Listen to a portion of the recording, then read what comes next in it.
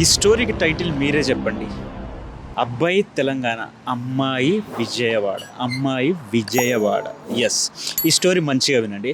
అబ్బాయి లిటరల్గా ఇద్దరు 5 years రిలేషన్షిప్లో ఉన్నారు. బావా మరదళ్ళు అవుతారనమాట. అబ్బాయి తెలంగాణలో గవర్నమెంట్ జాబ్స్ కోసం ప్రిపేర్ అవుతూ కెరీర్ పైన ఫోకస్ పెడదామని చెప్పేసి ఆ అమ్మాయితో కొద్దిగా డిస్టెన్స్ మెయింటైన్ చేశాడు. ఎందుకంటే జాబ్ తెచ్చుకొని పెళ్లి చేసుకుందామని. కట్ చేస్తే మధ్యలో ఒకడు ఎంటర్ అయ్యాడు. 10th class ఫ్రెండ్ అంట. ఆ అమ్మాయి 10th class ఫ్రెండ్. వాళ్ళిద్దరూ కలవడం, మాట్లాడడం, బాగా క్లోజ్ అయ్యారంట. కట్ చేస్తే ఒకరోజు వీళ్ళిద్దరు కలిసి ఇతని పైన పోలీసులో కేసు పెట్టారంట. ఏమని అంటే మమ్మల్ని డిస్టర్బ్ చేస్తున్నాడని.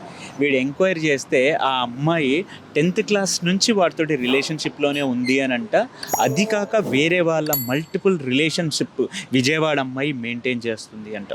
ఇప్పుడు వాళ్ళిద్దరు బాగా ఎంజాయ్ చేసుకుంటూ తిరుగుతున్న ఫొటోస్ ఈ అబ్బాయికి చూడాలని స్టేటస్లు పెట్టడం, ఎక్కడ పెడతాడు అక్కడ అప్డేట్ చేస్తున్నారంట. అంటే 5 years నుంచి ఈ అబ్బాయికి నువ్వు ముందే చెప్పచ్చు కదా. తీరా అంతా తిరిగి ఒక కెరీర్ పైన ఫోకస్ పెట్టి ఇప్పుడు రీజన్ ఏంటి అని అంటే వీళ్ళిద్దరు రిలేషన్లో ఉండడం, పోలీస్ కేసులు ఇవన్నీ కూడా అతని గవర్నమెంట్ జాబ్ పోయింది, కెరీర్ పైన ఫోకస్ లేదు, మొత్తం డల్ అయిపోయాడు. అన్న 5 years నా మరదలన్నా, నేను చనిపోవాలనుకుంటున్నానన్నా, ఎలా మోసం చేస్తుందన్నా ఆ అమ్మాయి అని అడుగుతున్నాడు.